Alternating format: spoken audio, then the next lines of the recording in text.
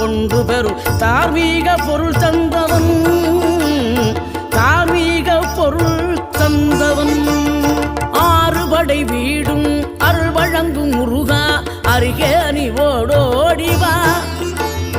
மூவிரண்டு முகம் ஜொலிக்க ஆறிரண்டு கரங்களுடன் ஆதரவு தரவோடிவா